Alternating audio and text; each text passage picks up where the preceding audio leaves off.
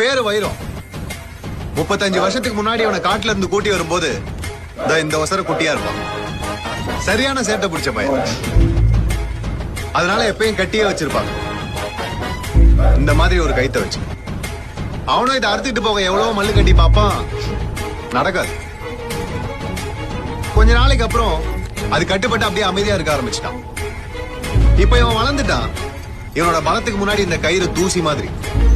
ரொம்ப சுலபமா அறுத்து போட்டுருவான். ஆனா செய்ய மாட்டான்.